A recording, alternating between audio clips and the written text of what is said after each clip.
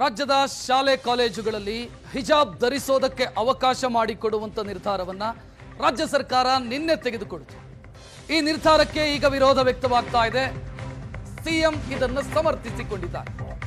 ಮೈಸೂರಲ್ಲಿ ಸಿಎಂ ಮಾತನಾಡಿದ್ದಾರೆ. ಶಾಲೆ ಕಾಲೇಜಿನಲ್ಲಿ ಹಿಜಾಬ್ಗೆ ಅವಕಾಶ ಇದೆ, ಆದರೆ ಈ ಕೇಸರಿ ಶಾಲೆಲ್ಲ ಹಾಕೊಂಡು ಬರೋದಕ್ಕೆ ಅವಕಾಶ ಇಲ್ಲ ಅಂತ ತಮ್ಮ ಸರ್ಕಾರದ ತೀರ್ಮಾನವನ್ನ ಸಮರ್ಥಿಸಿಕೊಂಡಿದ್ದಾರೆ. ಜನಿವಾರ, ಶಿವದಾರ, ರುದ್ರಾಕ್ಷಿ ಇದಕ್ಕೆ ಅವಕಾಶ ಇದೆ ಅಂತ ಒಂದಕ್ಕೊಂದು ಕಂಪೇರ್ ಮಾಡಿದ್ದಾರೆ, ಹೋಲಿಕೆ ಮಾಡಿದ್ದಾರೆ. ನಿಜ ಅರ್ಥದಲ್ಲಿ ನೋಡಿದ್ರೆ ಇದನ್ನು ಕಂಪೇರ್ ಮಾಡೋದಕ್ಕೆ ಸಾಧ್ಯನೇ ಇಲ್ಲ. ಆದರೂ ಪೊಲಿಟಿಕಲಿ ಕರೆಕ್ಟ್ ಅನ್ನೋ ಕಾರಣಕ್ಕಾಗಿ ಕಂಪೇರ್ ಮಾಡುವಂತ ಕೆಲಸಗಳಾಗ್ತಾ ಇದೆ.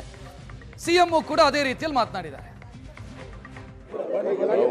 ಹಿಜಾಬ್ ಒಂದೇ ಅಲ್ಲ, ಶನಿವಾರ ಹಾಕೊಳ್ಳೋರು, ಶಿವದಾರ ಹಾಕೊಳ್ಳೋರು, ರುದ್ರಾಕ್ಷಿ ಹಾಕೊಳ್ಳೋರು ಅವರೆಲ್ಲರಿಗೂ ಕೂಡ ಹಾಕಬಹುದು. ಅವರ ನಂಬಿಕೆಗಳಿಗೆ ಅನುಗುಣವಾಗಿ ಹಾಕಬಹುದು. ಅಪ್ ಟು 12th ಸ್ಟ್ಯಾಂಡರ್ಡ್ವರೆಗೆ, ಅದು ಹೈಸ್ಕೂಲ್ ಇರಲಿ, ಕಾಲೇಜ್ ಇರಲಿ, ಪ್ರೈಮರಿ ಸ್ಕೂಲ್ ಇರಲಿ, ಎಲ್ಲಕ್ಕೂ ಕೂಡ ಅನ್ವಯ ಆಗ್ತದೆ.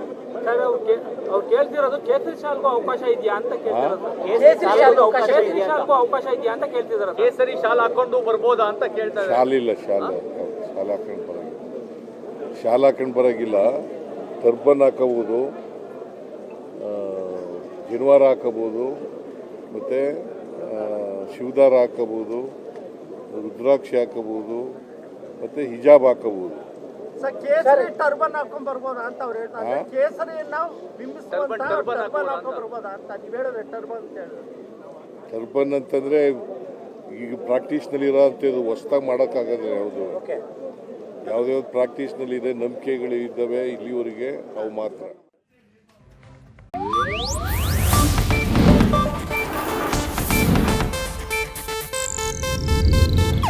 ಇದು ಏಷ್ಯಾನೆಟ್ ನ್ಯೂಸ್ ನೆಟ್ವರ್ಕ್ ಪ್ರಸ್ತುತಿ.